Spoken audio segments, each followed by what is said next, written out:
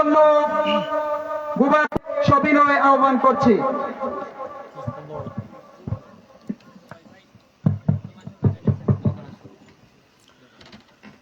আসসালামু আলাইকুম ওয়া রাহমাতুল্লাহি ওয়া বারাকাতুহু।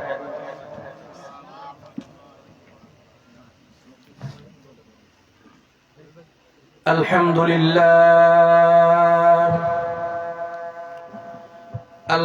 لله الذي فضلنا بنور الهداية سابقا وأكرمنا بعلوم النبوة لاحقا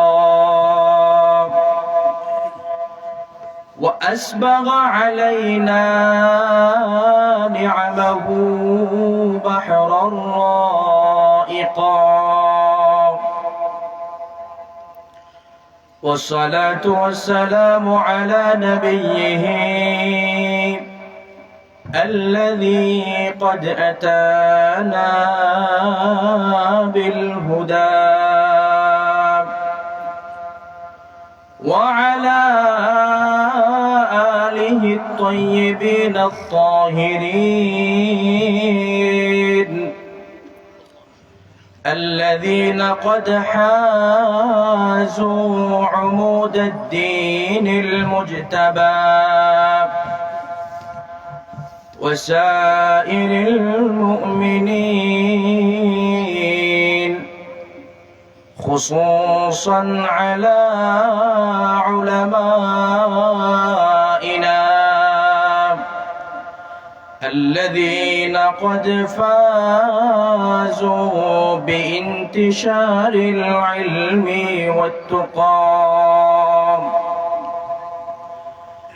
أما بعد فقد قال الله تبارك وتعالى في كلامه المجيد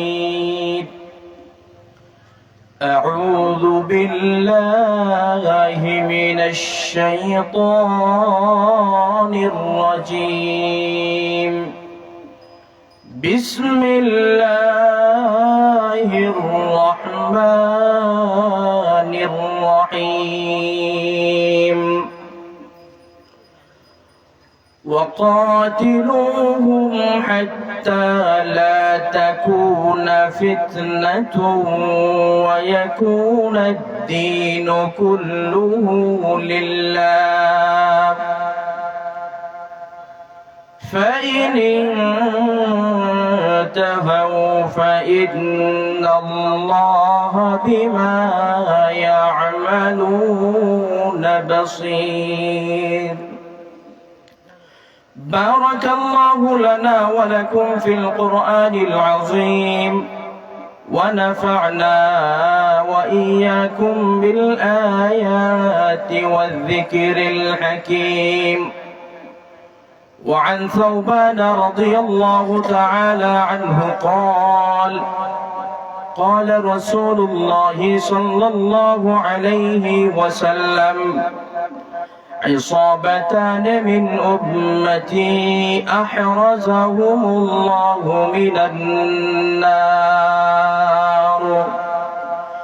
عصابة تغزو الهند وعصابة تغزو مع المسيح الدجال أو كما قال سيدنا رسول الله صلى الله عليه وسلم اللهم صل على محمد وعلى آل محمد كما صليت على إبراهيم وعلى آل إبراهيم إنك حميد مجيد.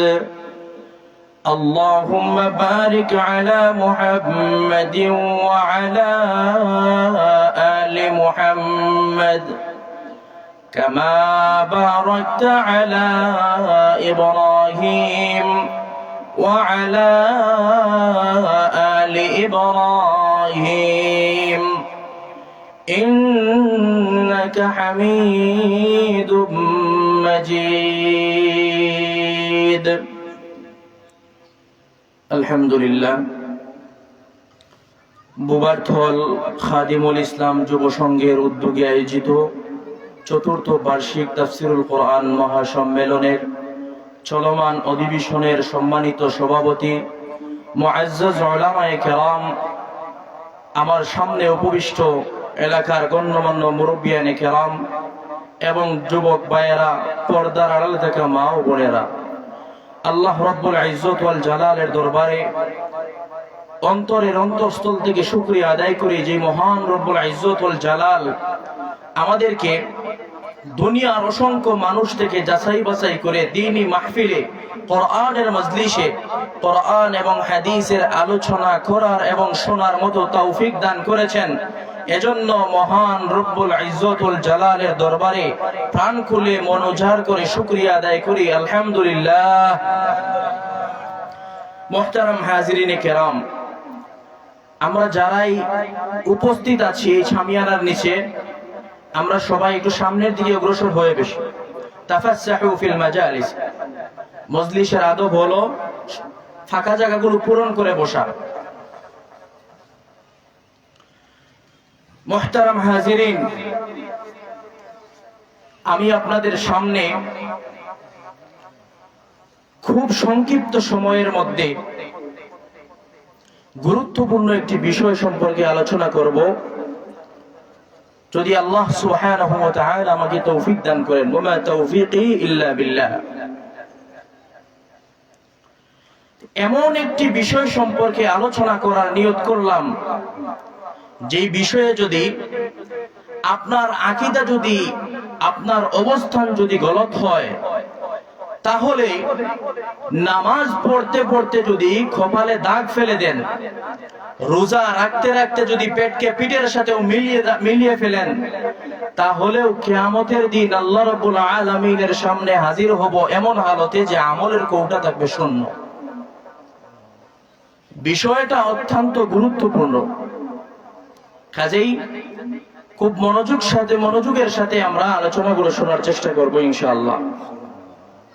মুহতারাম হাজিরিন, একটা বিষয় খেয়াল করলে দেখবেন, বর্তমান বিশ্বে পাশ্চাত্যবাদীরা গোটা বিশ্বের সন্ত্রাসী কর্মকাণ্ডগুলোকে, অন্যায় এবং জুলুমকে মুসলমানদের সন্ত্রাসী কর্মকাণ্ড বলে অপপ্রচার চালায়। কথা ঠিক কিনা? পুরা বিশ্বের যত সন্ত্রাসী কর্মকাণ্ড আছে, সমস্ত সন্ত্রাসী কর্মকাণ্ডকে মুসলমানের সন্ত্রাসী কর্মকাণ্ড হিসেবে তারা প্রচার চালায়। অথচ ইসলাম ধর্মের মধ্যে সন্ত্রাসবাদের কোনো স্থান নাই। ইসলাম সন্ত্রাসকে সমর্থন করে না।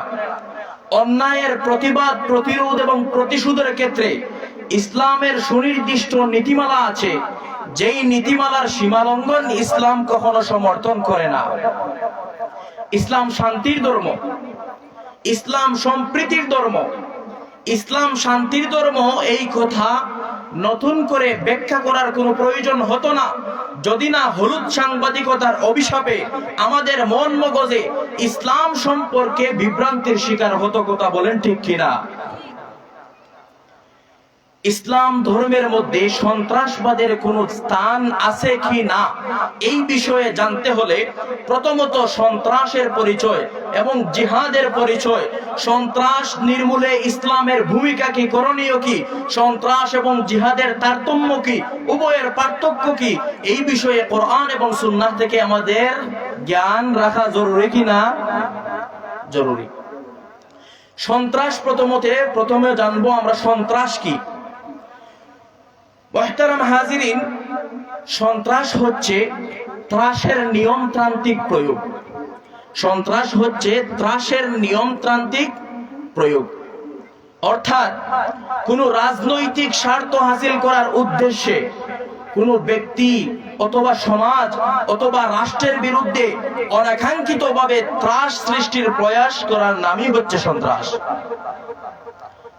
আরো সংক্ষেপে যদি সন্ত্রাসের পরিচয় দেওয়া হয় তাহলে বলা যাবে এভাবে যে যেই সমস্ত কর্মকাণ্ডগুলা, যেই সমস্ত কার্যাবলী মানবতা বিরোধী, যেই সমস্ত কর্মকাণ্ড মানবতা বিধ্বংসকারী, যেই সমস্ত কর্মকাণ্ড সমাজের শান্তি হত্যাকারী, ওই সমস্ত কর্মকাণ্ডের নামই হচ্ছে সন্ত্রাস। কথা বলেন ঠিক কিনা?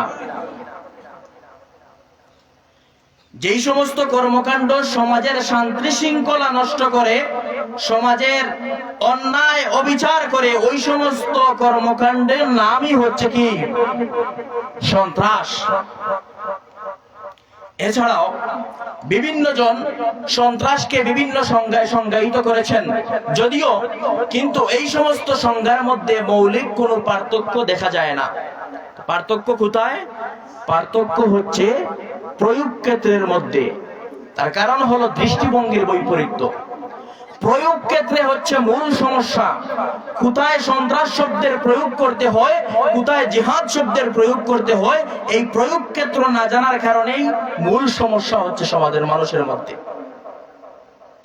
প্রয়োগ ক্ষেত্রে হচ্ছে মূল সমস্যা, যার কারণে দেখা যায় যে একই ব্যক্তি একই কাজের জন্য কোন কোন ব্যক্তির চোখে উনি হন নন্দিত, আবার কোন কোন ব্যক্তির চোখে তিনি হন নিন্দিত একই কাজের জন্য। কেউ দেয় তাকে বিশ্ব সেরা সন্ত্রাসীর ট্যাগ, আর কারো কাছে পায় বীর শ্রেষ্ঠের মর্যাদা। কথা বলেন ঠিক কিনা? ওসামা বিন লাদেন রহমতুল্লাহ আলাইহি নাম শুনেছেন? ওসামা বিন লাদেন রহমতুল্লাহ আলাইহি, যার নাম শুনলে বাতিলরা কানে হাত দেয়। একাই আমেরিকার মতো দেশের রাষ্ট্রের কোমর ঘুরিয়ে দিয়েছেন। ওনার হাতে আত্মসমর্পণ করে পালাতে বাধ্য হয়েছে। সাইরা দে মা কান্দাবাছি একাই। ওসামা বিন লাদেন রহমতুল্লাহ আলাইহিকে এমনও কিছু পাশ্চাত্যবাদী আছে যারা বিশ্বসেরা সন্ত্রাসী হিসাবে মানুষের সামনে ওনাকে তুলে ধরতে চায়, ঠিক কিনা? প্রয়োগ ক্ষেত্রে হচ্ছে মূল সমস্যা। মূলত প্রয়োগ ক্ষেত্রে দৃষ্টিভঙ্গির বৈপরীত্যের মধ্যেই মূল সমস্যা। সন্ত্রাস নির্মূলে ইসলামের ভূমিকা কি? যদিও ইসলাম ধর্মের মধ্যে সন্ত্রাসবাদের কোনো স্থান নাই। ইসলাম ধর্মের মধ্যে না আছে নিজে ক্ষতিগ্রস্ত হওয়ার কোনো নিয়ম, না অন্যকে ক্ষতিগ্রস্ত করার কোনো নীতি। ইসলাম ধর্মের মধ্যে নিজে ক্ষতিগ্রস্ত হওয়ারও নিয়ম নাই, অন্যকে ক্ষতিগ্রস্ত করারও কোনো নীতি নাই। এজন্য আল্লাহ রাব্বুল আলামিনের পথে কাউকে বাধা দেওয়া, অন্যায়ভাবে কাউকে দেশ থেকে বহিষ্কার করে দেওয়া, জোরপূর্বক ধর্মান্তর করে দেওয়া, চুরি ডাকাতি জিনা ব্যভিচার খুন রাহাজানি দর্শন, এই সমস্ত জঘন্যতম অন্যায়গুলা ইসলামে নিষিদ্ধ, এবং চরম অন্যায় এগুলা নিষিদ্ধ, হারাম। কথা বলেন ঠিক কিনা? যত ধরনের সন্ত্রাসী কর্মকাণ্ড আছে, ওই সমস্ত সন্ত্রাসী কর্মকাণ্ডগুলোকে ইসলাম সমর্থন করে না। কুরআনুল কারীমের মধ্যে সূরাতুল বাকারা আল্লাহ রাব্বুল আলামিন বলেন, ইয়াসআলুনাকা আনিশ শাহরিল হারামি কিতালিন ফীহি قل قتال فيه كبير। আল্লাহ রাব্বুল আলামিন আল্লাহর রাসূল সাল্লাল্লাহু আলাইহি ওয়াসাল্লামকে ডাক দিয়ে বলেন, ওগো আল্লাহর রাসূল, তারা আপনার নিকট সম্মানিত মাস সম্পর্কে প্রশ্ন করবে। তারা আপনার নিকট আশহুরুল হুরুম সম্পর্কে প্রশ্ন করবে, সম্মানিত মাস সম্পর্কে প্রশ্ন করবে। এই সম্মানিত মাসে যুদ্ধ করা কি, যুদ্ধ করার বিধান কি ইসলামের মধ্যে? আল্লাহ রাসূল সাল্লাল্লাহু আলাইহি সাল্লাম জানিয়ে দেন, কুল কিতালুন ফীহি কাবীর। সম্মানিত মাসসমূহের মধ্যে ইসলাম ধর্মের মধ্যে এই বিধান আছে যে সম্মানিত যে মাসগুলো রয়েছে, সম্মানিত মাস কয়টি? চারটি। সম্মানিত মাস কয়টি? চারটি। এই চারটি সম্মানিত মাস সমূহে যুদ্ধ বিগ্রহ করা, ফিতনা ফাসাদ করা নিষেধ। ওয়াসাদ্দুন আন সাবিলিল্লাহি ওয়া কুফরুম বিহি ওয়াল মাসজিদিল হারাম। আল্লাহর প্রতি বাধা দান করা, এগুলোও নিষেধ। وإخراج أهله منه أكبر عند الله মক্কার জমিন থেকে আল্লাহ জমিনের অধিবাসীদেরকে অন্যায়ভাবে বের করে দেওয়াও নিষেধ। ওয়াল ফিতনাতু আকবারু মিনাল কতল, আল্লাহ রাব্বুল আলামিন বলেন ফিতনা হচ্ছে, ফাসাদ হচ্ছে, সন্ত্রাস হচ্ছে হত্যা করার চাইতেও জঘন্যতম অপরাধ। ইসলাম ধর্মে ফিতনা হত্যার চাইতেও জঘন্যতম অপরাধ। কোরআনের আরেক জায়গার মধ্যে আল্লাহ রাব্বুল আলামিন বলেন, আচ্ছা বলেন তো দেখি, কোন ব্যক্তি যদি অন্য কোন ইয়েতিমের সম্পদ অন্যায়ভাবে গ্রাস করে, এটাকে সন্ত্রাস বলে না? এটাকে অবশ্যই সন্ত্রাসী কর্মকাণ্ড বলা হয়। তাহলে ইসলাম ধর্ম কঠোরভাবে এই সমস্ত সন্ত্রাসী কর্মকাণ্ডকে দমন করেছে।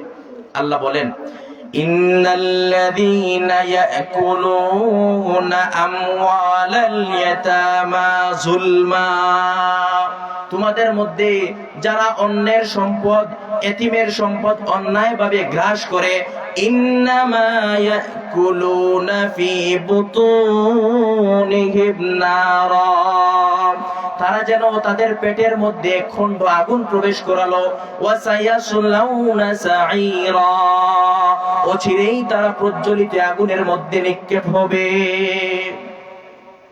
সন্ত্রাসী কর্মকাণ্ডের কোন স্থান ইসলাম ধর্মে আছে? নাই। কোন ধরনের সন্ত্রাসী কর্মকাণ্ডের স্থান ইসলাম ধর্মে নাই।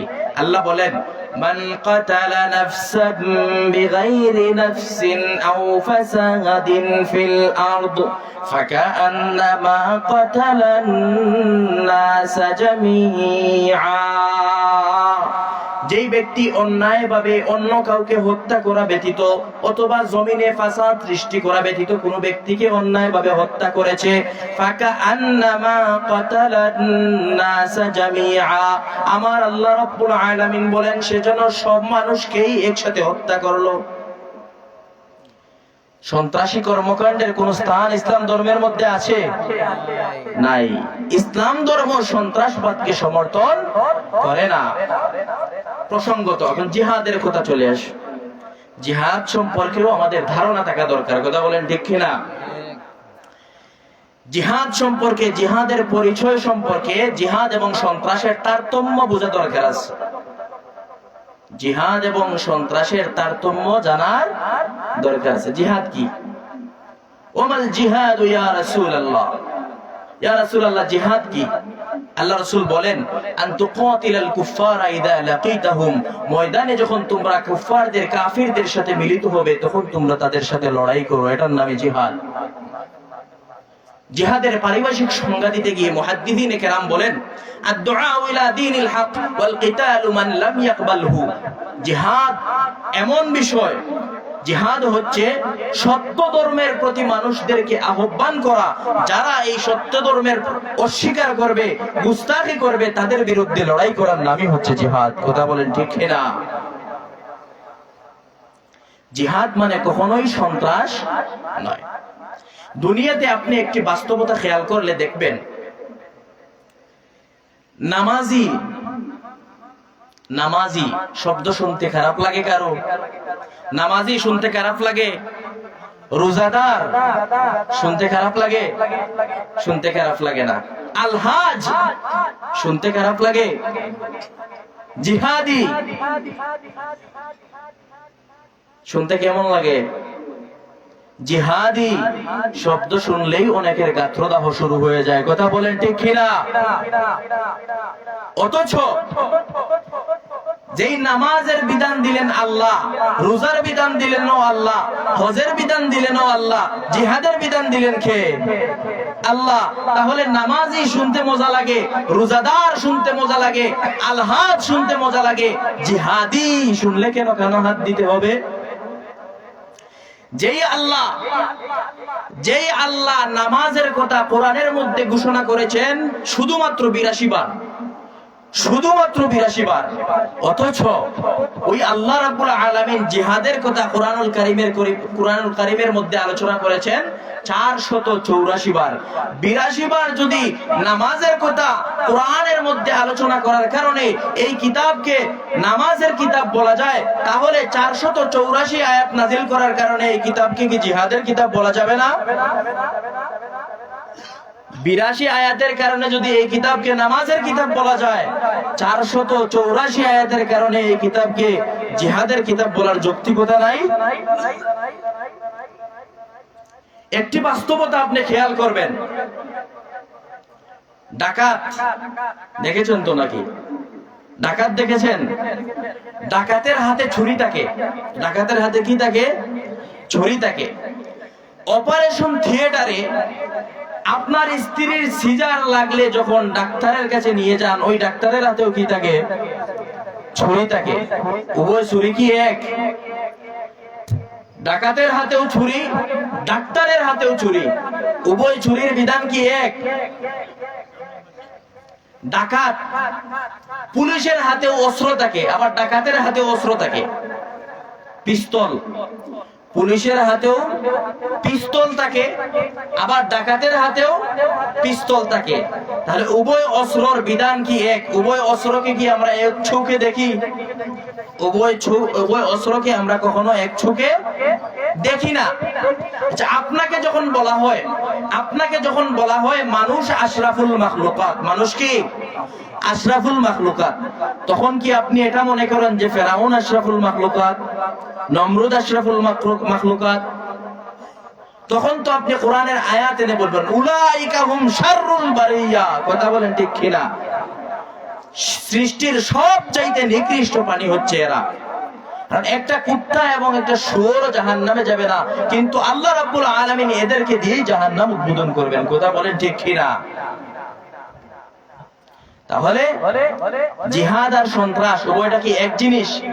কথা বলেন, জিহাদ আর সন্ত্রাস উভয় কি এক জিনিস? কখনো কি না এক জিনিস না। একটা রাষ্ট্র যদি কোনো অপরাধীকে ফাঁসি দেয়, একটা দেশ যদি কোনো অপরাধীকে ফাঁসি দেয়, আপনারা কেউ কি কোনোদিন রাষ্ট্রকে খুনি বলেছেন যে রাষ্ট্র তুমি খুনি? এই কথা কেউ বলেছে? কোন ফাঁসির আসামিকে ফাঁসি দেওয়ার কারণে আজ পর্যন্ত বাংলাদেশের এমন কোন নাগরিক কি পাওয়া যাবে যে বলেছে যে বাংলাদেশ একটা খুনি রাষ্ট্র? এমন কথা কেউ বলেছে? নাই। তাহলে ইসলাম কখনো কখনো আবু জাহেলকে হত্যা করে, কখনো নমরুদকে হত্যা করে। তা না হলে ওই সমস্ত আবু জাহেলরা, ওই সমস্ত ফেরাউনরা সুমাইয়ার মতো বৃদ্ধা মহিলার লজ্জাস্থানে নিজে তীর মেরে শাহাদত বরণ করেন, বড় শাহাদত শহীদ করে দিবে। কাজেই এরকম এক সুমাইয়া না, লক্ষ সুমাইয়াকে বাঁচাতে হলে ওই রকম এক দুটা আবু জাহেলকে শায়েস্তা করতেই হবে। কথা বলেন ঠিক কিনা? এক সুমাইয়া না, লক্ষ সুমাইয়ার মতো মা বোনদের ইজ্জত রক্ষা করার জন্য এইরকম এক দুইটা আবু জাহেলকে শায়েস্তা করতেই হবে।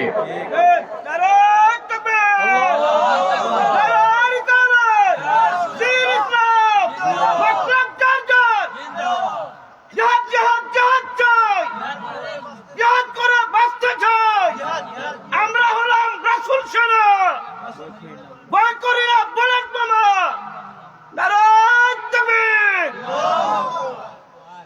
মুহতারাম হাজিরিন, তাহলে জিহাদ এবং সন্ত্রাস উভয়টা কখনোই এক নয়। উভয়টা কি না? এক না। কচ্ছিন কালেও জিহাদ এবং সন্ত্রাস এক নয়। ইসলামকে আপনি একটি রাষ্ট্রের সাথে তুলনা করেন, আমি ইসলামকে একটি রাষ্ট্রের সাথে তুলনা করলাম উদাহরণস্বরূপ কিছুক্ষণের জন্য। ইসলামকে একটি রাষ্ট্রের সাথে তুলনা করেন। আচ্ছা বলেন তো দেখি, যত উন্নত রাষ্ট্রই হোক না কেন, একটা রাষ্ট্রের নিরাপত্তার জন্য কি পাহারাদারের প্রয়োজন নাই? বর্ডার গার্ডের প্রয়োজন নাই? একটা রাষ্ট্রের নিরাপত্তার জন্য অবশ্যই বর্ডার গার্ডের প্রয়োজন আছে, বিজিবির প্রয়োজন আছে। বিজিবি তো বাংলা শব্দ। বর্ডার গার্ডের নিরাপত্তার প্রয়োজন আছে রাষ্ট্রের নিরাপত্তার জন্য, নয়তো বহিরাগত শত্রুরা এসে রাষ্ট্রের মূল্যবান সম্পদগুলোকে চুরি করে নিয়ে যাবে। তাহলে ইসলাম নামের এত মূল্যবান সম্পদের কি পাহারাদারের কোনো প্রয়োজন নাই? ইসলাম নামের এত মূল্যবান সম্পদের কি পাহারাদারের প্রয়োজন নাই? অবশ্যই প্রয়োজন আছে। নতুবা মুনাফিকরা এসে, বাতিলরা এসে ইমানের মতো দামি দামি সম্পদ এসে ছিনিয়ে নিয়ে যাবে। কাজেই মুসলমানদের একটি দলকে সর্বদা প্রস্তুত থাকতে হবে, সর্বদা পাহারায় থাকতে হবে, যাতে সব সময় তো আর ফেরাউন আর হামানের রূপ ধরে আসবে না, সবসময় বাতিলের রূপ আসে না। কখনো কাদিয়ানির শুরুতে আসবে, কখনো হিজবুত তাওহীদের শুরুতে আসবে। কাজেই মুসলমানদের একটি দলকে সর্বদা প্রস্তুত থাকতে হবে, যারা বলবে যে যতই বাধা আসুক না কেন আমাদের সাধারণ মুসলমানদের ঈমান নিয়ে যেতে হলে আমাদের লাশের উপর যেতে হবে। কথা বলেন ঠিক কিনা? জিহাদ কি?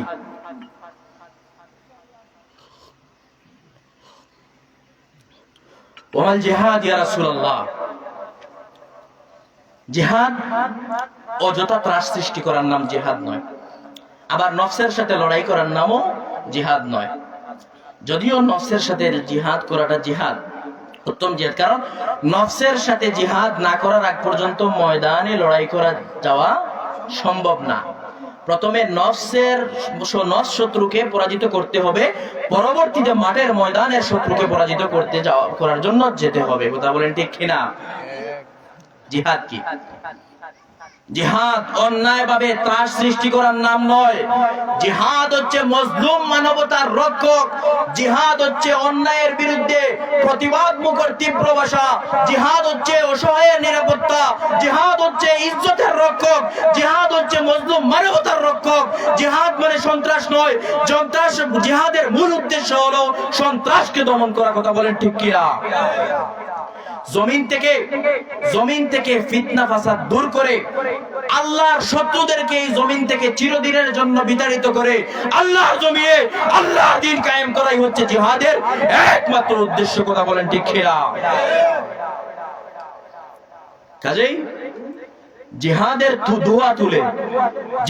ধোঁয়া তুলে ইসলামকে সন্ত্রাসী ধর্ম হিসাবে চিহ্নিত করার কোনো অবকাশ নাই। কথা বলেন, জিহাদের ধোঁয়া তুলে ইসলামকে সন্ত্রাসী ধর্ম হিসাবে চিহ্নিত করার কোনো সুযোগ নাই। জিহাদের শুধুমাত্র একটাই উদ্দেশ্য, আল্লাহর জমিনে আল্লাহর দ্বীন বাস্তবায়ন করা। কথা বলেন ঠিক কিনা? একটাই উদ্দেশ্য, শুধুমাত্র আল্লাহর জমিন থেকে ফিতনা ফাসাদ দূর করে আল্লাহর জমিনে আল্লাহর দ্বীন বাস্তবায়ন করা। আল্লাহ বলেন, ওয়াকাতিলুহুম হাত্তা লা তাকুনা ফিতনা ওয়া ইয়াকুনা আদ-দীন কুল্লুহু লিল্লাহ। তোমরা তাদের সাথে ততক্ষণ পর্যন্ত লড়াই করো যতক্ষণ না ফিতনা দূরীভূত হয় এবং আল্লাহর জমিনে আল্লাহর দ্বীন সামগ্রিকভাবে বিজিত হয়। শুধুমাত্র নির্মমতা, জিহাদ নির্মমতার জন্য নয়। ভালো করে বুঝতে হবে জিহাদ কি। জিহাদ জুলুম করার নামও জিহাদ নয়। সন্ত্রাসী কর্মকাণ্ড, মারামারি, কাটাকাটি এগুলো জিহাদের উদ্দেশ্য নয়। জিহাদের মূল উদ্দেশ্য আল্লাহর জমিনে আল্লাহর দ্বীন বাস্তবায়ন করা। জিহাদের উদ্দেশ্য যদি মারামারি আর কাটাকাটি হতো, যদিও সন্ত্রাস এবং জিহাদ দেখতে উভয়টা এক, সন্ত্রাস এবং জিহাদ উভয়টা দেখতে একই রকম, উভয়টা মারামারি কাটাকাটি, কিন্তু উভয়ের বিধান এক নাই। ক্যান্সারে আক্রান্ত অঙ্গ যদি ডাক্তার কেটে ফেলার পরামর্শ দেয়, তাহলে এটা কি আক্রান্তের উপর জুলুম না দয়া? ক্যান্সারে আক্রান্ত অঙ্গ যদি ডাক্তার কেটে ফেলার পরামর্শ দেয়, এটা যদি আপনি স্বীকার করেন না, এটা তো আক্রান্তের উপর জুলুম নয়, বরং এটা তার উপর দয়া। তাহলে যদি এই ক্যান্সারে আক্রান্ত বা শরীরে যে অঙ্গে পচন ধরেছে, এই অঙ্গ যদি কেটে ফেলা না হয়, তাহলে এই পচন বাড়তে এক পর্যায়ে এই রোগীকে বাঁচিয়ে রাখাও দুষ্কর হয়ে পড়বে। কথা বলেন ঠিক কিনা? তাহলে জিহাদ তো এজন্যই সমাজের যতগুলো ক্যান্সার আছে সবগুলো ক্যান্সারকে দূর করে, জমিনের সমস্ত ফিতনা ফাসাদ দূর করে আল্লাহর জমিনে সামগ্রিকভাবে আল্লাহর দ্বীন বাস্তবায়ন করা। কথা বলেন ঠিক কিনা? জিহাদের উদ্দেশ্য মারামারি আর কাটাকাটি নয়। ইসলামের প্রথম যুদ্ধে মুসলমানরা বিজয় লাভ করে। কোন যুদ্ধে? বদরের যুদ্ধে। কোন যুদ্ধে? বদরের যুদ্ধে মুসলমানরা বিজয় লাভ করে। বিজয় লাভ করার পর 70 জন কুরাইশ মুশরিককে বন্দী করে নিয়ে আসা হয়। কতজন? 70 জন। ইসলামের নবী মুহাম্মদুর রাসূলুল্লাহ সাল্লাল্লাহু আলাইহি ওয়াসাল্লাম তখন তো চাইলে এই 70 জনকে নির্যাতন করতে পারতেন না। বন্দী ধরে এনেছেন, মুশরিক ধরে এনেছেন, চাইলে তাদের উপর টর্চার করা যেত না? অবশ্যই যেত। কিন্তু আল্লাহ রাসূল সাল্লাল্লাহু আলাইহি ওয়াসাল্লাম তাদের সাথে কি আচরণ করেছেন? আল্লাহ রাসূল সাল্লাল্লাহু আলাইহি ওয়াসাল্লাম সাধারণ মুসলমানদের 10 জন করে লেখাপড়া শেখানোর বিনিময়ে এদেরকে মুক্তি করে দিয়েছিলেন। কথা বলেন ঠিক কিনা? ইসলাম সন্ত্রাসী ধর্ম, জিহাদ সন্ত্রাসী, জিহাদ দ্বারা সন্ত্রাসী উদ্দেশ্য। আল্লাহ রাসূল সাল্লাল্লাহু আলাইহি ওয়াসাল্লাম ওই সমস্ত 70 জন কাফিরকে লেখাপড়া শেখানোর বিনিময়ে শুধুমাত্র তাদেরকে মুক্তি করে দিয়েছিলেন। হুনাইন যুদ্ধে 6000 বন্দীকে কোন ধরনের মুক্তিপণ ছাড়াই আল্লাহ রাসূল সাল্লাল্লাহু আলাইহি ওয়াসাল্লাম এদেরকে মুক্তি করে দিয়েছেন। কোন ধরনের মুক্তিপণ ছাড়াই বন্দীদেরকে উত্তম পোশাক আশাক, উত্তম খাবারের ব্যবস্থা সাহাবায়ে কেরামদের মধ্যে বন্টন করে দিয়েছেন। সাহাবায়ে কেরাম নিজেও পেট পুরে খেতে পারেননি। সাহাবায়ে কেরাম রিদওয়ানুল্লাহি আলাইহিম আজমাইন নিজে কম খেয়ে হলেও ওই সমস্ত মুশরিকদেরকে আহার করিয়েছেন। সুতরাং জিহাদের দুয়াতুরে ইসলামকে সন্ত্রাসী ধর্ম হিসাবে চিহ্নিত করার কোন সুযোগ নাই। জিহাদের দোয়া তুলে ইসলামকে সন্ত্রাসী ধর্ম হিসাবে চিহ্নিত করার কোন সুযোগ নাই। মুহতারাম হাজিরিনে কেরাম, আমরা এখন বুঝতে পারলাম যে জিহাদ এবং সন্ত্রাসের তারতম্য কি। বুঝে থাকলে বলেন তো, জিহাদ এবং সন্ত্রাস উভয়টা কি এক জিনিস? জিহাদ এবং সন্ত্রাস উভয়টা কি এক জিনিস? কশিনকালেও জিহাদ এবং সন্ত্রাস এক জিনিস নয়। জিহাদ হচ্ছে আল্লাহর জন্য লড়াই করা, জিহাদ হচ্ছে আল্লাহর জমিনে আল্লাহর দ্বীন বাস্তবায়ন করা, আর সন্ত্রাস হচ্ছে সমাজে ফিতনা ফাসাদ তৈরি করা, সমাজের শান্তি শৃঙ্খলা নষ্ট করা। 1965 সালে, তখন তো কারো জন্ম হয় নাই, আমারও হয় নাই, কিতাবের মধ্যে পড়েছি। 1965 সালে পাকিস্তান এবং ভারতের একটা লড়াই হয়েছিল, একটা যুদ্ধ হয়েছিল। তখন এক কৌতূহল বশত লোক গিয়ে প্রশ্ন করেছিল, ফতোয়া জানতে চেয়েছিল মুফতি মাহমুদ রহমতুল্লাহ আলাইহির কাছে। গিয়া মুফতি মাহমুদ রহমতুল্লাহ আলাইহির নিকট গিয়ে বলল, মুহতারাম, এই যে দুইটা রাষ্ট্রের লড়াই হলো, দুইটা রাষ্ট্রের যুদ্ধ হচ্ছে, পাকিস্তানের উলামায়ে কেরাম এই যুদ্ধের ব্যাপারে তাদের ফতোয়া হলো যে এই লড়াইটা হলো জিহাদ, এই লড়াইটা কি জিহাদ। আবার ভারত থেকে ফতোয়া, দারুল উলুম দেওবন্দ থেকে উম্মুল মাদারিস ফতোয়া দিচ্ছে এই লড়াইটা হচ্ছে ফাসাদ। উম্মুল মাদারিস দারুল উলুম দেওবন্দ ফতোয়া দিচ্ছে এই লড়াইটা কি ফাসাদ। আবার ওই দেওবন্দের সন্তান পাকিস্তানের উলামায়ে কেরামগণ তাদের ফতোয়া হলো এই লড়াইটা হচ্ছে জিহাদ। উভয়টার মধ্যে দ্বন্দ্ব লেগে গেল। উভয় উলামায়ে হযরতগণের মধ্যে দ্বন্দ্ব লেগে গেল। এর সমাধান কি? মুফতি মাহমুদ রহমতুল্লাহ আলাইহি চমৎকার জবাব দিয়েছেন, বেটা তুমি মূল বাস্তবতা বুঝো নাই, মূল বাস্তবতা তুমি বুঝো নাই। আচ্ছা বলো তো দেখি, পাকিস্তানের পক্ষে লড়াই করছে কারা? বলে মুসলমানরা। আচ্ছা ভারতের পক্ষে লড়াই করছে কারা? বলে মুশরিকরা। তাহলে পাকিস্তানের পক্ষে যারা লড়াই করছে তারা তো একমাত্র শুধুমাত্র আল্লাহর জন্য লড়াই করছে, আল্লাহর দ্বীন জিন্দা করার জন্য লড়াই করছে। ভারতের পক্ষে যারা লড়াই করছে তারা তো আল্লাহর জমিনে আল্লাহর দ্বীন বাস্তবায়ন করার উদ্দেশ্যে লড়াই করছে না। কাজেই দারুল উলুম দেওবন্দের উলামায়ে কেরামদের দৃষ্টিতে ভারত ফিতনার মধ্যে আছে, ভারত ফাসাদের মধ্যে আছে, আর পাকিস্তানের হযরতগণের দৃষ্টিতে তাদের রাষ্ট্রের পক্ষ থেকে যুদ্ধ করা হচ্ছে, এই যুদ্ধটা হচ্ছে জিহাদ। কথা বলেন ঠিক কিনা? তো সুন্দর ইখতিলাফ মিটে গেল। জিহাদের একমাত্র উদ্দেশ্য হলো আল্লাহর জমিনে সামগ্রিকভাবে আল্লাহর দ্বীন বাস্তবায়ন করা, এছাড়া জিহাদের আর দ্বিতীয় কোনো উদ্দেশ্য নাই। কাজেই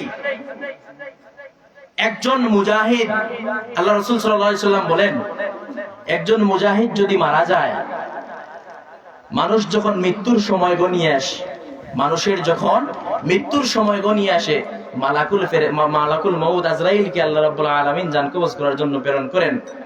একজন শহীদ যখন শাহাদাতের সময় গনিয়ে আসে, আল্লাহ রাব্বুল আলামিন মালাকুল মউত আজরাইলকে সরিয়ে আল্লাহ রাব্বুল আলামিন বলেন, আমার এই বান্দা আমার জমিনে আমার দিন বাস্তবায়ন করার জন্য, আমার সন্তুষ্টির জন্য ময়দানে এসেছে, নিজের জান মালের তোয়াক্কা না করে ময়দানে এসেছে, তুমি এখন সরে যাও, আমার এই প্রিয় বান্দার জান আমি নিজ হাতে কবজ করব। জোরে বলেন সুবহানাল্লাহ। জিহাদের তামান্না অন্তরে আছে? জিহাদের বাসনা কি অন্তরে আছে? আরে যার অন্তরে জিহাদের তামান্না নাই, সে তো মুমিনই না। আল্লাহ রাসূল বলেন, মান মাতা ওয়া লাম ইয়াগযু ওয়া লাম ইউহাদ্দিস বিহি নাফসুহু মাতা আলা শু'আবিন মিনান নিফাক। যেই ব্যক্তি এমন হালতে মৃত্যুবরণ করবে যে জীবনে কোনোদিন জিহাদ করে নাই, আবার জিহাদের ইচ্ছাও অন্তরে লালন করে নাই, সে এমন হালতে মারা গেছে, নিফাকের হালতে মারা গেছে, মুনাফিক হালতে মারা গেল। আউযু বিল্লাহি মিন যালিক। যার কারণে জিহাদের বাসনা, জিহাদের তামান্না অন্তরে লালন করার দরকার আছে কি নাই? কোনদিন যদি জিহাদের ডাক আসে বুবারতল থেকে, এই বুবারতল থেকে আপনারা যাওয়ার জন্য প্রস্তুত আছেন তো ইনশাআল্লাহ? আওয়াজ দিয়ে বলেন, প্রস্তুত আছেন তো ইনশাআল্লাহ? আমাদের সামনে ঐতিহাসিক একটি জিহাদ অপেক্ষা করছে আমাদের জন্য, হাত ছানি দিয়ে ডাকছে আমাদেরকে। বিশাল একটি যুদ্ধ আমাদের দিকে, আমাদের দরজায় এসে কড়া নাড়ছে, প্রস্তুতি গ্রহণ করতে হবে। হিন্দুস্তানের মহাযুদ্ধ, এই যুদ্ধ গাজওয়াতুল হিন্দ, হিন্দুস্তানের মহাযুদ্ধ আমাদের দরজায় এসে কড়া নাড়ছে। এই হিন্দুস্তানের মহাযুদ্ধে গাজওয়াতুল হিন্দে শরীক হওয়ার ইচ্ছা আছে তো নাকি? ইনশাআল্লাহ আল্লাহ রাব্বুল আলামিন আমাদের সবাইকে গাজওয়াতুল হিন্দে শরীক হওয়ার তৌফিক দান করুন। গাজওয়াতুল হিন্দ, হিন্দ বলতে হিন্দুস্তান, পাক ভারত, বাংলাদেশ, পাকিস্তান, নেপাল, ভুটান, ওই সমস্ত অঞ্চল মিলিয়ে এশিয়া মহাদেশের হিন্দ বলতে, হাদিসের হিন্দ বলতে ওই সমস্ত এরিয়াগুলোর উদ্দেশ্য। গাজওয়া তো যুদ্ধ, গাজওয়া তো কি? যুদ্ধ। গাজওয়াতুল হিন্দ মানে হিন্দুস্তানের যুদ্ধ, হিন্দুস্তানের মহাযুদ্ধ, হিন্দুস্তানের মহাযুদ্ধ। এই যুদ্ধ আমাদের অতি নিকটে, এই যুদ্ধ আমাদের অতি নিকটে। এই যুদ্ধ যে সামনে আমাদের দিকে ধীরে ধেয়ে আসছে, এই কথার উপর বিশ্বাস আছে? গাজওয়াতুল হিন্দ যে আমাদের দিকে ধেয়ে আসছে, এই কথার উপর বিশ্বাস আছে তো?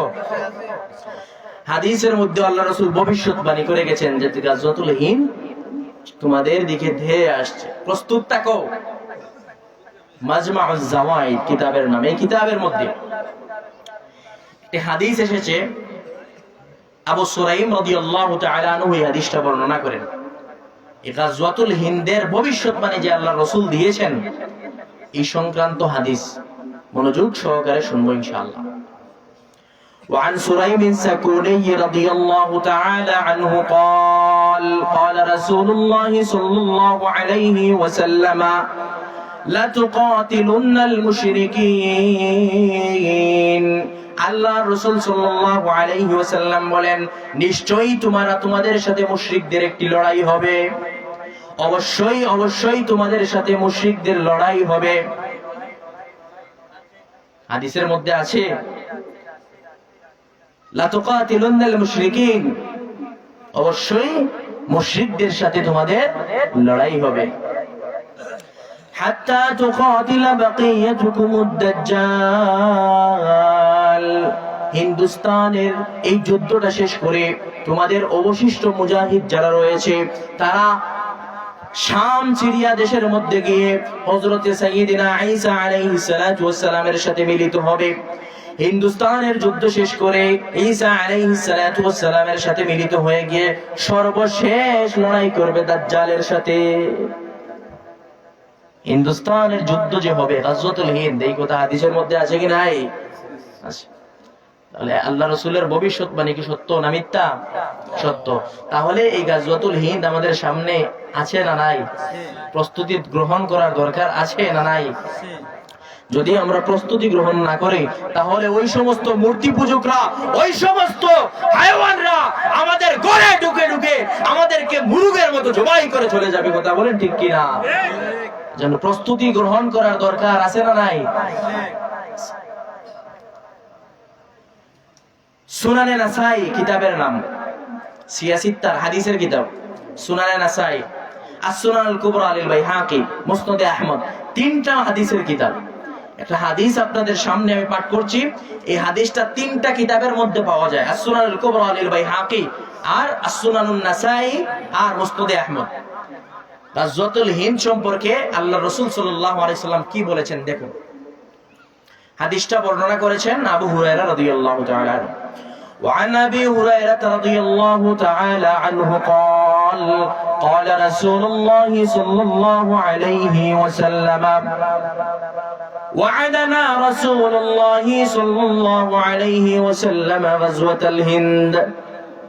আল্লাহর নবীর সাহাবী আবু হুরায়রা রাদিয়াল্লাহু তাআলা আনহু বলেন, আল্লাহর রাসূল সাল্লাল্লাহু আলাইহি ওয়াসাল্লাম আমাদেরকে গাজওয়াতুল হিন্দের প্রতিশ্রুতি দিয়েছেন। কিসের প্রতিশ্রুতি দিয়েছেন? গাজওয়াতুল হিন্দের। আমার সাথে কথা বলেন। وعدنا رسول الله صلى الله عليه وسلم غزوة الهند। আল্লাহর নবী বিশ্ব নবী সাল্লাল্লাহু আলাইহি ওয়াসাল্লাম আমাদেরকে গাজওয়াতুল হিন্দের প্রতিশ্রুতি দিয়েছেন। আবু হুরায়রা রাদিয়াল্লাহু তাআলা আনহু বলেন, ইন আদরাকতু হাদিহিল গাজওয়া, ইন আদরাকতু হাদিল গাজওয়া, আমি যদি এই যুদ্ধটা আমি আমার সশরীরে পাই। আবু হুরায়রা রাদিয়াল্লাহু আনহু বলেন, আমি যদি এই যুদ্ধ পর্যন্ত আমার হায়াত পাই, তাহলে আমি আমার জান মাল ব্যয় করে হলেও এই যুদ্ধে আমি শরীক থাকবো। সুবহানাল্লাহ। আবু হুরায়রা রাদিয়াল্লাহু তাআলা রাসূলের জলিলুল কদর সাহাবী, এই আবু হুরায়রা রাদিয়াল্লাহু তাআলা আনহু গাজওয়াতুল হিন্দের যুদ্ধে শরীক হওয়ারও আকাঙ্ক্ষা করেছেন। এত ফজিলতপূর্ণ এক যুদ্ধ। ইন আদারাতুহা আনফিক ফিহা নাফসি ওয়া মালি। আল্লাহর নবীর সাহাবী আবু হুরায়রা বলেন, আমি যদি এই যুদ্ধটা পাই, তাহলে আমি আমার সব সম্পদ ব্যয় করে হলেও আমি এই যুদ্ধে শরীক থাকব। ইন কুতিলতু কুনতু কাফজালিশ শুহাদা। আবু হুরায়রা রাদিয়াল্লাহু তাআলা আনহু বলেন, আমি যদি এই যুদ্ধে গিয়ে মারা যাই, তাহলে আমি হব সবচেয়ে উত্তম শহীদ। কথা বলেন, জোরে বলেন সুবহানাল্লাহ। وَإِنْ رَجَعْتُ فَأَنَا أَبُو هُرَيْرَةَ الْمُحَرَّرُ। এই যুদ্ধে যদি আমি শাহাদাত বরণ নাও করি, এই যুদ্ধ থেকে যদি আমি গাজীর বেশে প্রত্যাবর্তন করে আসি, ফাআনা আবু হুরায়রা আল মুহাররারু, তাহলে আমি আবু হুরায়রা জাহান্নামের আগুন থেকে মুক্তিপ্রাপ্ত আবু হুরায়রা হয়ে ফিরে আসব। জুড়ে বলেন সুবহানাল্লাহ। যদি এই যুদ্ধ থেকে আমি এই যুদ্ধের মধ্যে গিয়ে যদি আমি মারা যাই, তাহলে আল্লাহর নিকট আমি সবচাইতে উত্তম শহীদের মর্যাদা লাভ করলাম। আর যদি আমি গাজী হয়ে ফিরে আসি, তাহলে জাহান্নামের আগুন থেকে মুক্তি পেয়ে গেছি এমন ঘোষণা নিয়ে আমি আবু হুরায়রা ফিরে আসব। নাসাই শরীফের মধ্যে এই হাদিসটাও মুসনাদে আহমদ এবং নাসাইয়ের মধ্যে বর্ণিত।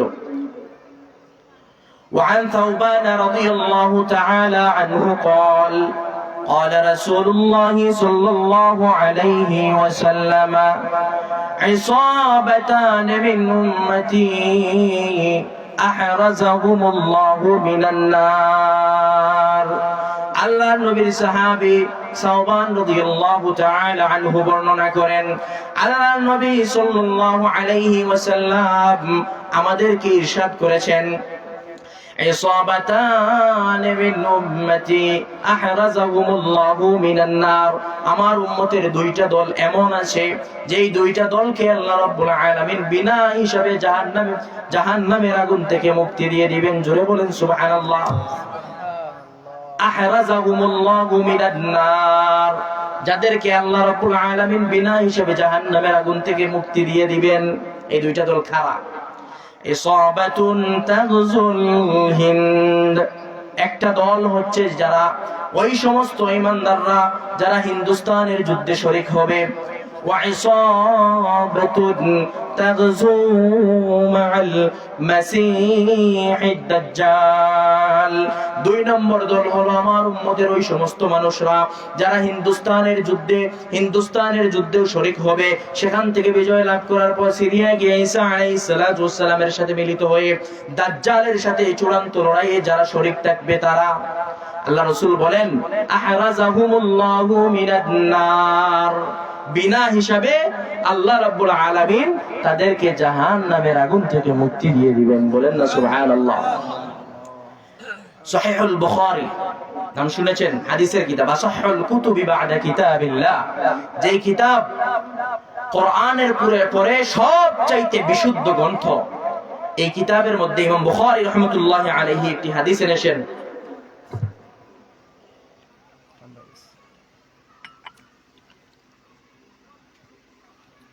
এই হাদিসটার বর্ণনাকারী হলেন হযরত আবু হুরায়রা রাদিয়াল্লাহু তাআলা আনহু। আবু হুরায়রা রাদিয়াল্লাহু তাআলা আনহু ইরশাদ ফরমান, عن أبي هريرة رضي الله تعالى عنه قال قال رسول الله صلى الله عليه وسلم وذكر الهند।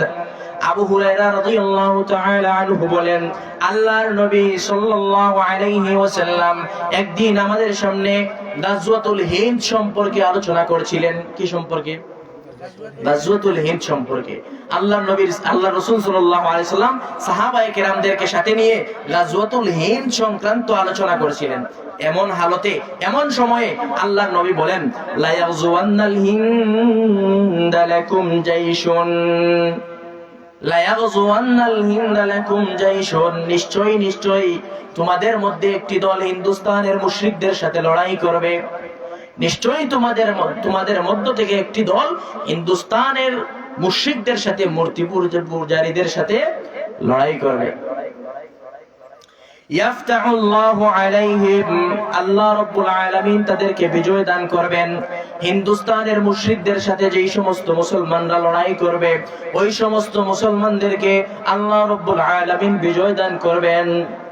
হাত্তা ইয়াতু বিমুলুকিহিম মুগাল্লিলিনা বিসসালাসিল, এমন বিজয় দান করবেন, হাত্তা ইয়াতু বিমুলুকিহিম মুগাল্লিলিনা বিসসালাসিল, আমার উম্মতের মধ্যে একটি দল হিন্দুস্তানের মুশরিকদের সাথে লড়াই করবে, আল্লাহ রাব্বুল আলামিন তাদেরকে বিজয় দান করবেন, এমন বিজয় দান করবেন। আল্লাহর নবী বলেন, শেষ পর্যন্ত আমার উম্মতের ওই মুজাহিদরা, আমার ইমানদার উম্মতেরা ওই ভারতের বা ওই মূর্তি পূজারী রাষ্ট্রপ্রধানদের গলায় বেড়ি পরে রাস্তায় টেনে তাদেরকে নিয়ে হাজির হবে।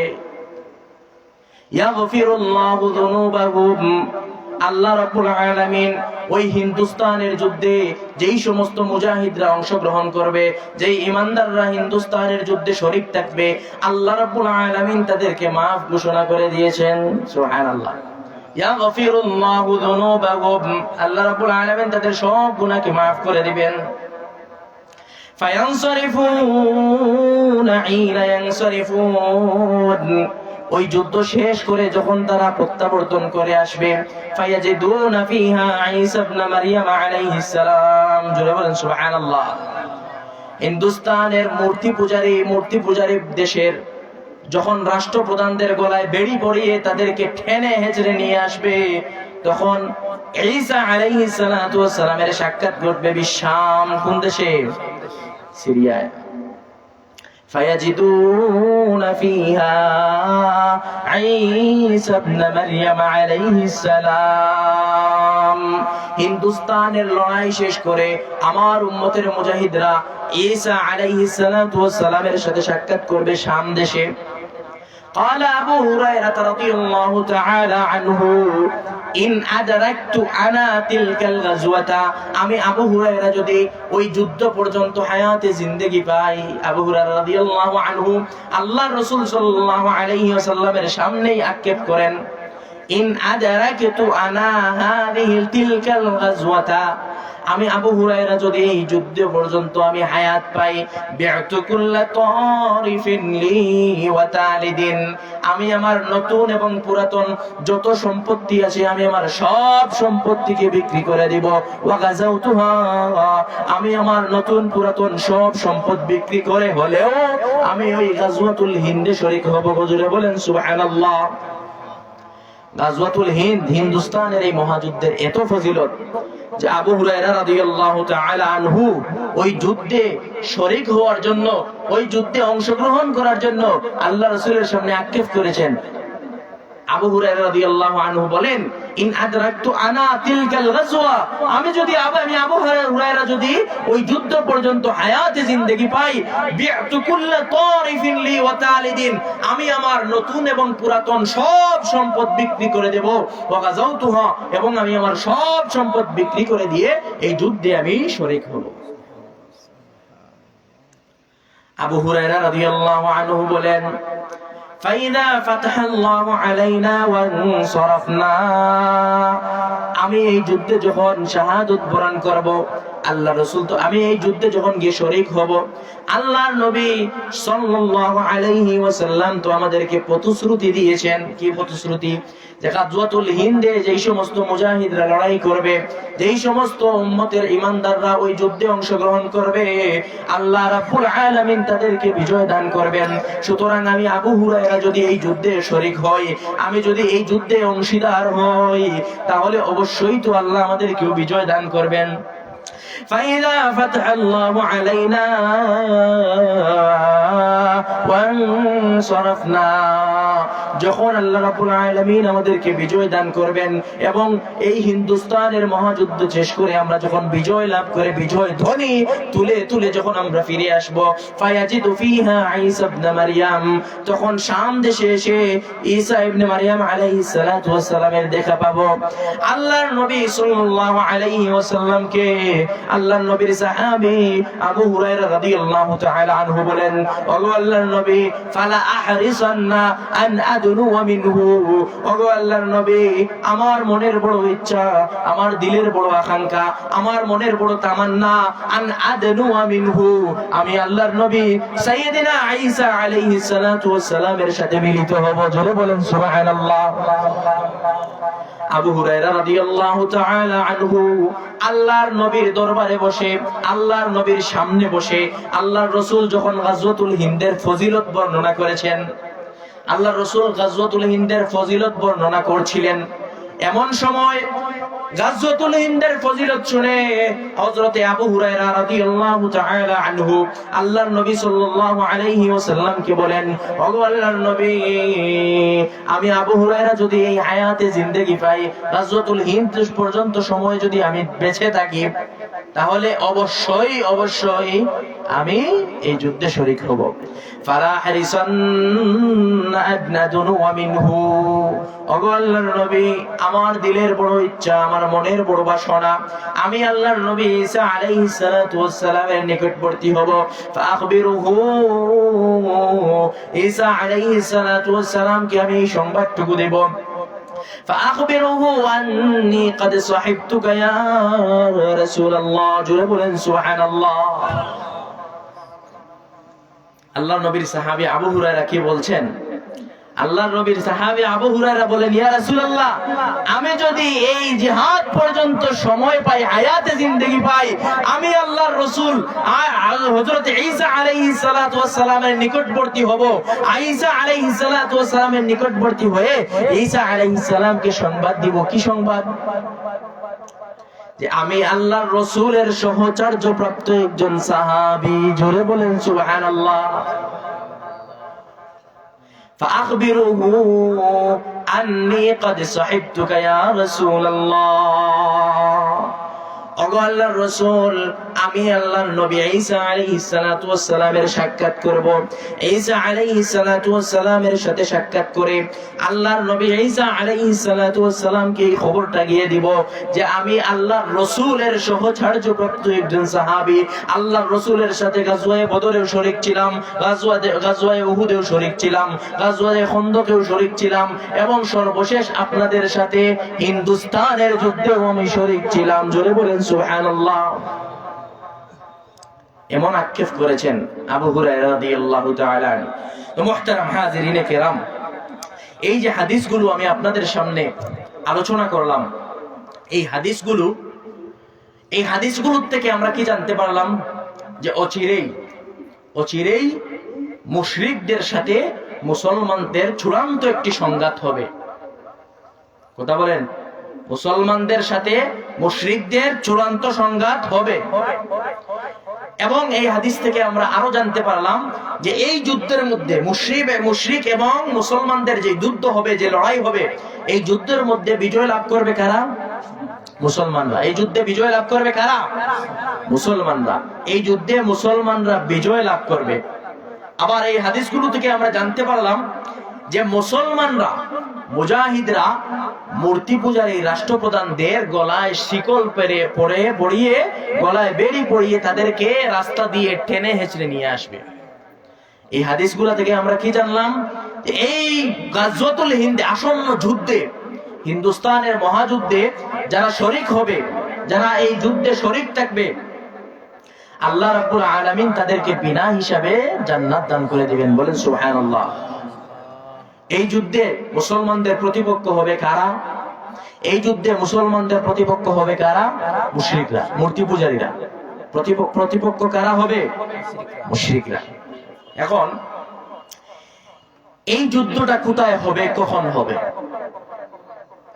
গাজওয়াতুল হিন্দ হবে দিবালোকের মতো পরিষ্কার, যেহেতু আল্লাহ রাসূলের ভবিষ্যৎবাণী, মিথ্যার কোনো অবকাশ নাই। গাজওয়াতুল হিন্দ হবে। তবে কোথায় হবে, কবে হবে? প্রশ্ন জাগেনি? জাগে। হাদিসের মধ্যে যে হিন্দ শব্দ এসেছে, এই হিন্দ দ্বারা ভৌগোলিকভাবে দুইটা স্থান, দুইটা জায়গা উদ্দেশ্য। একটা হলো ইরাকের বসরা নগরী, আর আরেকটা হচ্ছে এই হিন্দুস্তান, পাক ভারত উপমহাদেশ, অর্থাৎ বাংলাদেশ, ভারত, পাকিস্তান, শ্রীলঙ্কা, নেপাল, ভুটান, ওই সমস্ত অঞ্চল। ওই সমস্ত অঞ্চলে এই যুদ্ধটা সংগঠিত হবে। এই যুদ্ধটা কখন হবে? এই যুদ্ধটা কখন হবে এই সম্পর্কে ইতিহাসবিদ ওলামায়ে কেরামগণদের মধ্যে একদল ওলামায়ে কেরামদের বক্তব্য হলো যে এই যুদ্ধ বনি উমাইয়ার শাসনামলে, এই যুদ্ধটা বনি উমাইয়ার শাসনামলে মুহাম্মদ বিন কাসিম রাহমাতুল্লাহি আলাইহির ভারত বিজয়ের মাধ্যমে এই যুদ্ধ সংগঠিত হয়ে গেছে।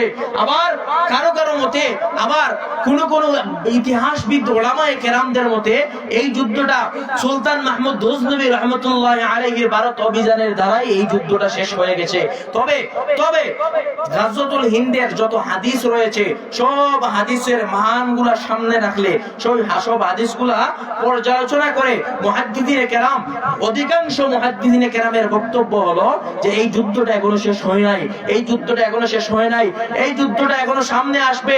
ঈসা আলাইহিস সালাতু ওয়াস সালাম এবং ইমাম মাহদী আলাইহিস সালাতু ওয়াস সালামের আগমনের কিছুকাল পূর্বে অথবা সমসাময়িক সময়ে এই পাক ভারত উপমহাদেশ, বাংলাদেশ, পাকিস্তান এবং নেপাল, ভুটান, শ্রীলঙ্কা অঞ্চলের মুশরিকদের সাথে মুসলমানদের এই লড়াইটা সংগঠিত হবে। এই লড়াইটা মুশরিকদের সাথে মুসলমানদের লড়াই হবে, তাওহীদ এবং কুফরের লড়াই হবে, তাওহীদ এবং শিরকের লড়াই হবে। বর্তমান পরিস্থিতিতে কি মনে করেন এই যুদ্ধ আর কেমন বাকি আছে এই যুদ্ধ সংগঠিত হওয়ার?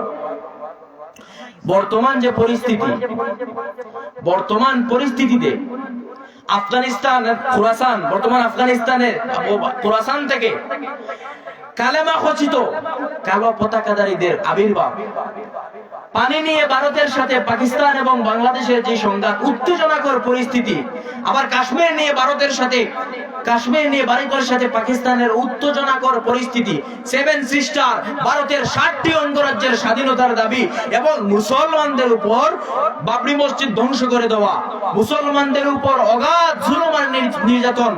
কয়েকদিন আগে গোটা বাংলাদেশের, গোটা বিশ্বের সবাই দেখেছে যে গেরুয়া সম্প্রদায়, উগ্র ইসকনের এক নেতাকে গ্রেফতার করার কারণে মুসলমানদের এক আইনজীবী অত্যন্ত নির্মম ভাবে দিনে দুপুরে গলা কেটে তরবারি দ্বারা তাকে জবাই করে শাহাদাত শহীদ করে দেওয়া হয়েছে। কথা বলেন ঠিক কিনা? দিনে দুপুরে একজন মুসলিম আইনজীবীকে সবার সামনে প্রকাশ্য দিবালোকে জবাই করে দিল। অথচ যেই নেতার কারণে এই সন্ত্রাসী কর্মকাণ্ড তারা ঘটিয়েছে, একে তো আরো বহু আগে গ্রেফতার করার দরকার ছিল। এর তো শুধু একটা অপরাধ নয়, এ বিভিন্ন অপরাধে অপরাধী। এই যে চিন্ময় কৃষ্ণ দাস নাম, নাকি চিন্ময় কৃষ্ণ দাস, তার মন্দিরের যেই সমস্ত মানুষ আসা যাওয়া করত, ওই সমস্ত মানুষদের মধ্যে শিশুদেরকে পর্যন্ত ধরে ধরে বলাৎকার করত। ওই হায়ওয়ানটা একটা শিশুকেও ছাড় দিত না। এত বড় জঘন্যতম অপরাধী। এই স্বাধীন বাংলাদেশে, এই বাংলাদেশ পুনরায় স্বাধীন হওয়ার পরেও দিল্লি থেকে একদলকে ঢুকিয়ে দিয়ে বাংলাদেশের স্বাধীনতা, বাংলাদেশের সার্বভৌমত্ব ধ্বংস করার পায়তারা করেছিল এই জানোয়ারটা। কথা বলেন ঠিক কিনা? একে তো আরো বহু আগে গ্রেফতার করার দরকার ছিল। কোথায় জাতিসংঘ? শুধুমাত্র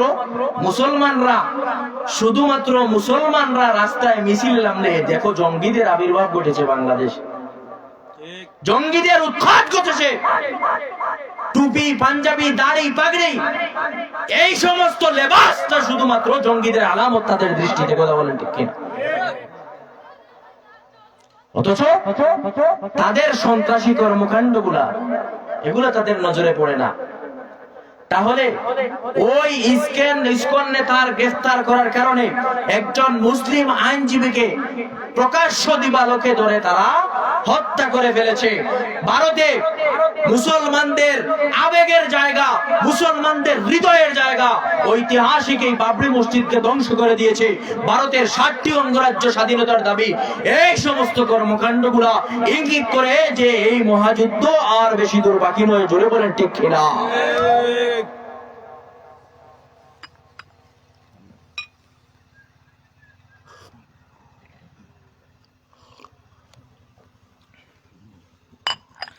বর্তমান পরিস্থিতিতে, বর্তমান এই ভারত উপমহাদেশ আর এই বাংলাদেশের যে পরিস্থিতি, অর্থাৎ এই এশিয়া মহাদেশের যে পরিস্থিতি, এই সমস্ত উত্তেজনাকর পরিস্থিতি স্পষ্টভাবে ইঙ্গিত করে এই যুদ্ধটা আর বেশি দিন দেরি নয়, বাকি নয়।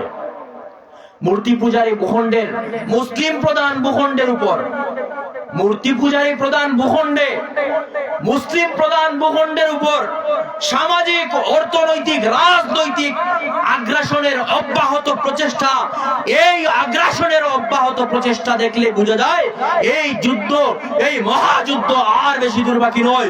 এই মহাযুদ্ধ আমাদেরকে হাত চালিয়ে দিয়ে রাখছে। কাজে ও পূর্বাঞ্চলের মুসলমান, এখনই সময়। আল্লাহ রাসূল সাল্লাল্লাহু আলাইহি ওয়াসাল্লাম আমাদেরকে বারবার হুঁশিয়ার করে গেছেন, আমাদেরকে এত পরিমাণ হুঁশিয়ার করে গেছেন, আমাদেরকে সাবধান করার এত পরিমাণ সাবধান করে গেছেন যে আমাদেরকে হুঁশিয়ারি করা দেখে ইহুদি মুশরিকরা পর্যন্ত হুঁশিয়ার হয়ে গেছে। অথচ আমরা এখনো গভীর ঘুমে নিমগ্ন আছি।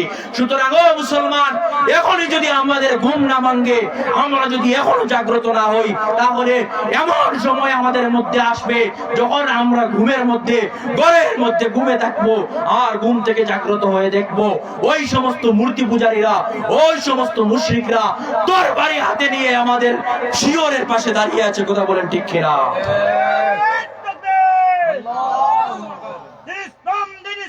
জিন্দাবাদ জিন্দাবাদ জিন্দাবাদ জিন্দাবাদ, ইসলাম দিন ইসলাম। মুসলমানের শত্রুরা হুঁশিয়ার, সাবধান, হুঁশিয়ার, সাবধান। মুসলমানের শত্রুরা আল্লাহু আকবার।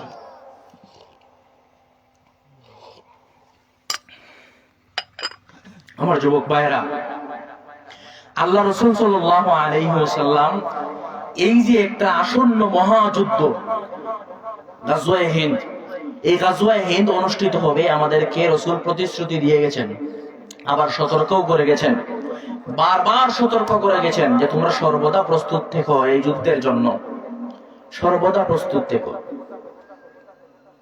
আমাদেরকে এত পরিমাণ সতর্ক করে গেছেন যে আমাদের সতর্ক করার বাণীগুলো দেখে দেখে মুশরিকরা সতর্ক হয়ে গেছে। তাদের বাচ্চাগুলোকে বাল্যকাল থেকে যুদ্ধের ট্রেনিং দিচ্ছে। মাঝে মাঝে অনলাইনে ভিডিও ভাইরাল হয়, দেখেন না, ছোট ছোট বাচ্চা অস্ত্র নিয়ে ঘোরাফেরা করছে। অথচ আমরা শুধু জঙ্গির গন্ধ খুঁজি, পাশ্চাত্যবাদীরা শুধু কওমি মাদারিস সমূহে এসে জঙ্গি আর জিহাদের গন্ধ খুঁজে। আপনি সকালবেলা ভোরবেলা ফজরের নামাজ পড়ে মাদ্রাসার ছোট ছোট শিক্ষার্থীকে শারীরিক ব্যায়ামের জন্য রাস্তার দিকে একটু হাঁটাচ্ছেন বা দৌড়াচ্ছেন শারীরিক ব্যায়ামের জন্য, ভিডিও করে অনলাইনে ছেড়ে দেন। গোটা বিশ্ব হাইলাইট করবে যে দেখো বুবারতলের অমুক মাদ্রাসার ছোট ছোট ছাত্ররা কিভাবে জিহাদের ট্রেনিং দিচ্ছে। গোটা বিশ্বে এই নিউজটা তারা ফলো করবে।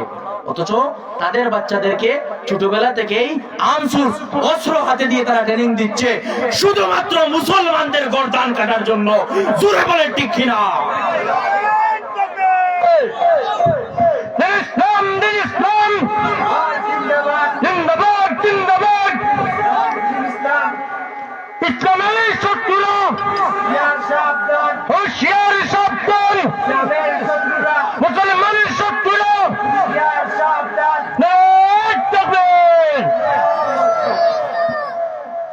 মুহতারাম হাজিরিনে কেরাম, কাজেই আল্লাহ রাসূল সাল্লাল্লাহু আলাইহি ওয়াসাল্লামের ভবিষ্যৎবাণী অনুযায়ী এই আশু মহাযুদ্ধ আমাদের অতি নিকটে, আমাদের দরজায় এসে এই যুদ্ধটি খোঁড়া নাড়ছে।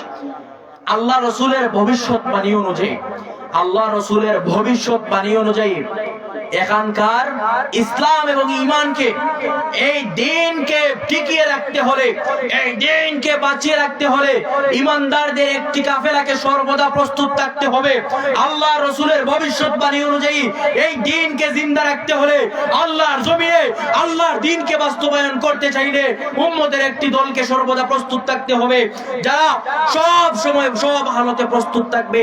যে কোনো সময়, যে কোনো হালতে, যে কোনো মুহূর্তে যদি যুদ্ধের ডাক আসে, নিজেদের সব কিছু বিসর্জন দিয়ে হলেও আল্লাহর রাসূল সাল্লাল্লাহু আলাইহি ওয়াসাল্লামের ওয়াদা রক্ষার্থে, ভবিষ্যৎবাণী অনুযায়ী এই কথা রক্ষার্থে নিজের জান মাল ব্যয় করে হলেও এই যুদ্ধে গিয়ে শরীক থাকবে। ও বুবারতলের ঈমানদার মুসলমান, যদি কখনো আমাদের জিহাদের ডাক আসে, এখান থেকে কারা কারা জিহাদের জন্য প্রস্তুত, আল্লাহকে দুইটা হাত তুলে দেখিয়ে দেন।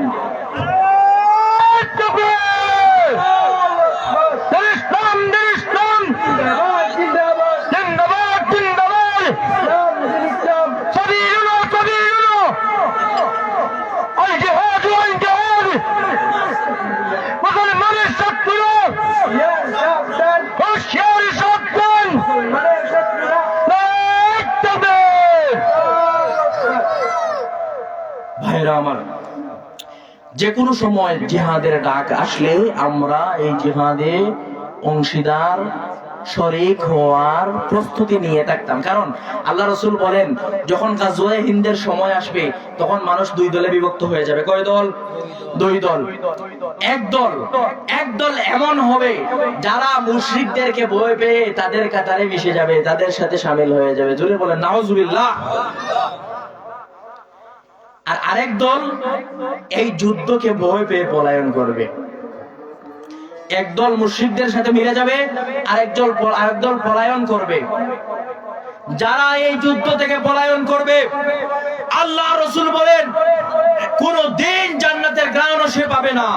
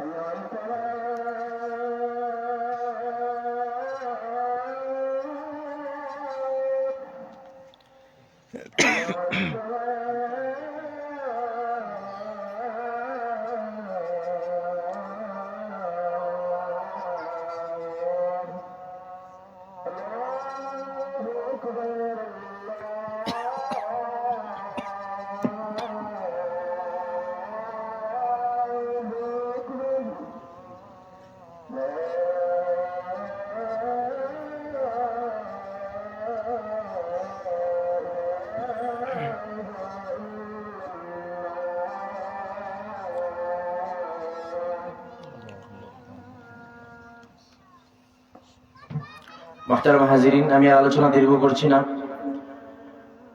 শেষ কথা এটাই থাকবে এবং অনুরোধ থাকবে, আল্লাহ রাসূল সাল্লাল্লাহু আলাইহি ওয়াসাল্লামের উম্মতের মধ্যে শামিল থাকতে হলে আল্লাহ রসুলের ভবিষ্যৎ মানে মিথ্যা হওয়ার কোনো অবকাশ নাই। এই যুদ্ধ আমাদের অতি নিকটে, এই যুদ্ধ সংগঠিত হবেই। কাজেই সর্বহালতে আমরা বাহ্যিক এবং অভ্যন্তরীণ উভয় হালতে এই যুদ্ধের জন্য আমাদের প্রস্তুতি গ্রহণ করা দরকার এবং প্রস্তুত থাকবো তো ইনশাআল্লাহ। আল্লাহ রাব্বুল আলামিন আমাদের সবাইকে তৌফিক দান করুন, জোরে বলেন আমিন। وآخر دعوانا أن الحمد لله رب العالمين والسلام عليكم ورحمة الله وبركاته.